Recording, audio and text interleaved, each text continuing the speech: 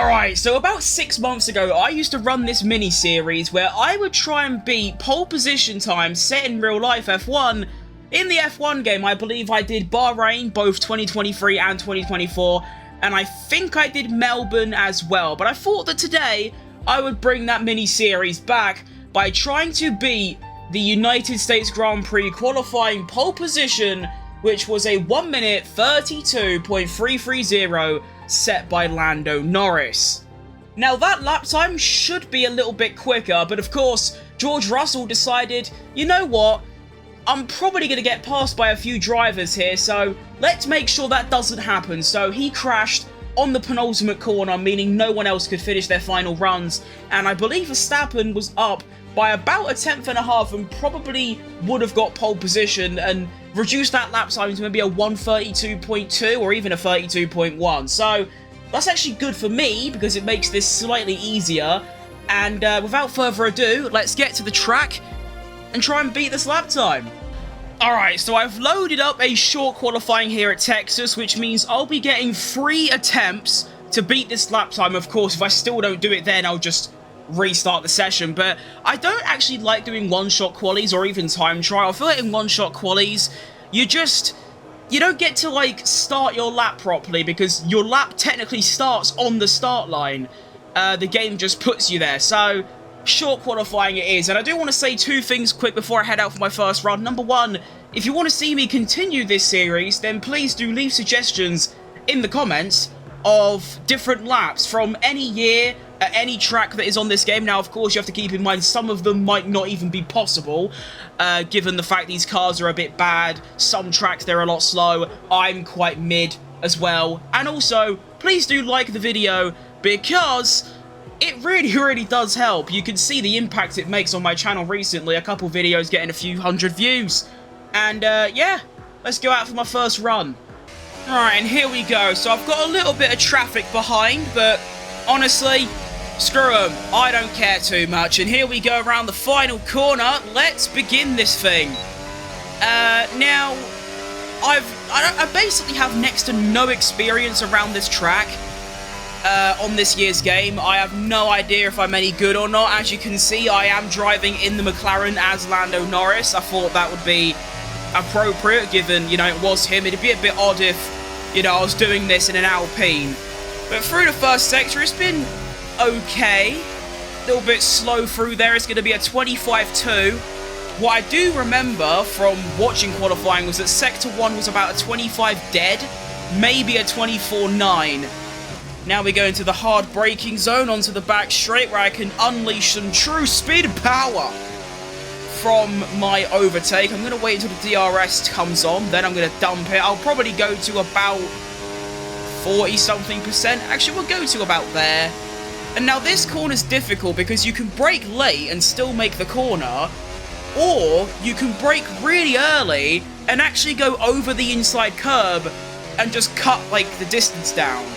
Now, I didn't actually see what my Sector 2 time was, but it is fastest overall, though to be fair, no one else has done a lap yet in this session, like the AI. Now, this is where George Russell crashed. He went round here, lost the rear, spun, and went into the walls. And it's actually very difficult to go into the wall there, so that's actually impressive. But at the final corner, it is going to be... That's not a bad effort at all. After my very first run, I am already only exactly a tenth of a second off. I reckon I can find that very easily. Sonoda, what are you doing, lad? We good? Okay. So, I still have 2 more attempts at this. And, you know, let's do attempt 2 now. See if I can beat it on my second try, which is very, very doable, because there's plenty of lap time left.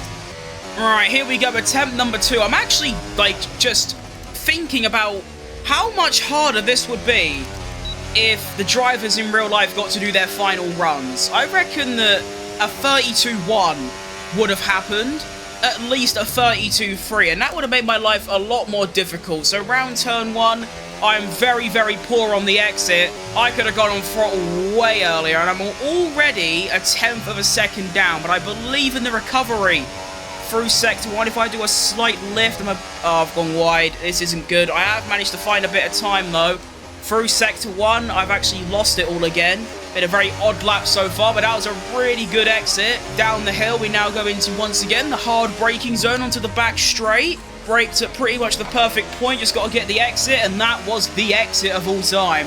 DRS is on, which means we can start dumping the overtake. Now, this lap, I'm going to try and brake a lot earlier and do the inside curb thing.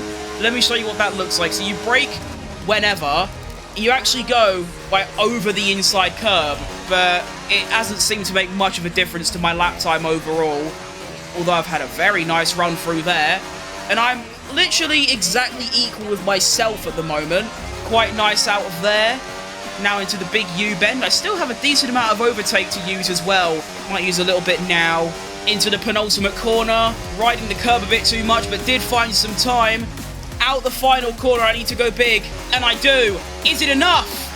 Oh, it is not enough. I miss out by, what, 12? Well, 12 to equal. 13 milliseconds to beat it. Oh, that is just rough. Again, though, there is good news, and that is that I know where I can improve very easily.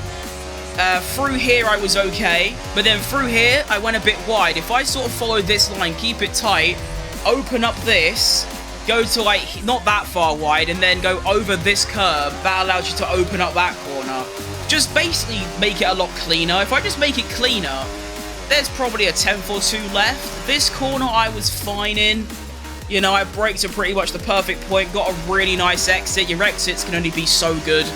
And to be fair, this whole year on this F1 game, my exits and my race starts have been particularly dismal.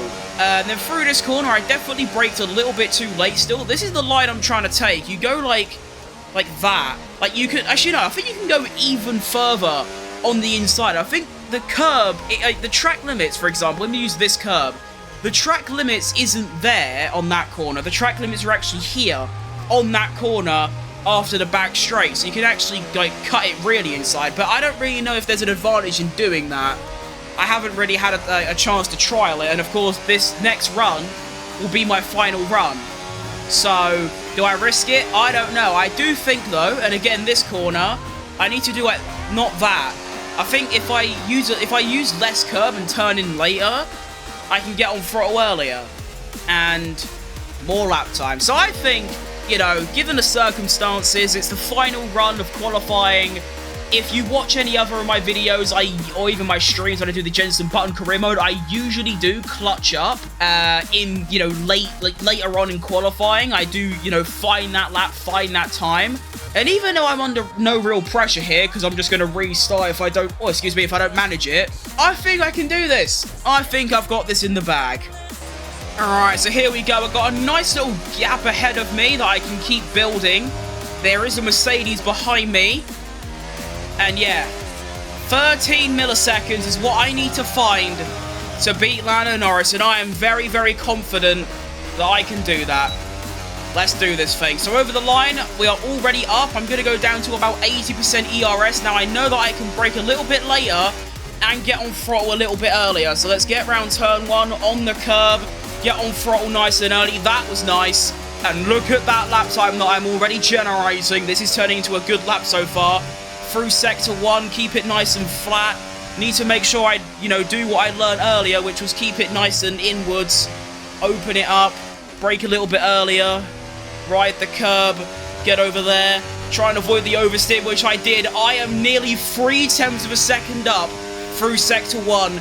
Into the heavy braking. Get in there, Lewis. Go on. That's nice on the exit. Oh, that exit is just... oh, that's so good. Overtake now enabled. Now, I think this Ferrari should get out of my way. They're actually going to go on the racing line, which is not ideal for me. Brake a little bit on the late side. Cut it in. Get on the exit. That was really nice. Try not to spin. I haven't spun. Around the next U-bend, as I like to call them, on the exit. Very, very nice. Oh my goodness. This is one of the best laps of this track I've ever driven. I mean, I could still bottle it, but round the penultimate corner, that might have been track limits. We'll have to VAR it. Round the final corner.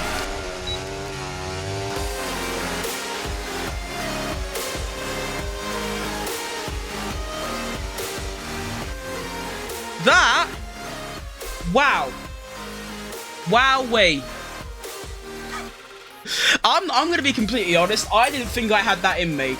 That might not be an impressive lap time to anyone. You have to keep in mind that I do use ABS, automatic gears, and the racing line.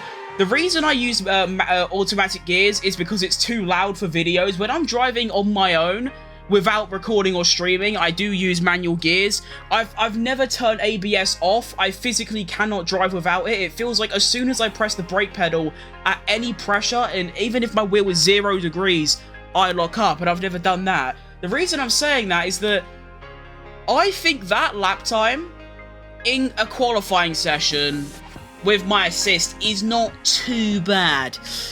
But yeah, so real life, Lando Norris set a 1 minute 32.330, and I have just gone and put in a 1 minute 31.871, and I genuinely do not know where that came from. If we take a look at the individual sector times, you can see no sector in particular was that special. If you go into if you look at real life and you look at the sectors, it ain't that different. A 25.15 is actually about 1/10.5 down on Lando Norris in real life, but I believe it's the Sector 2 that was unbelievable, and probably my straight line speed.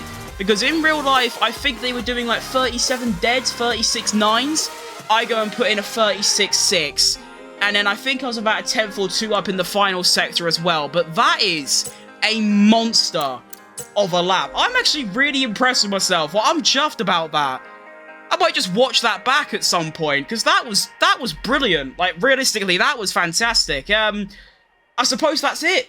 I have done it. I have beaten Lando Norris's pole position time from the USGP. Now, I want to quickly say, when you are watching this, it will be about 12 or 1 p.m.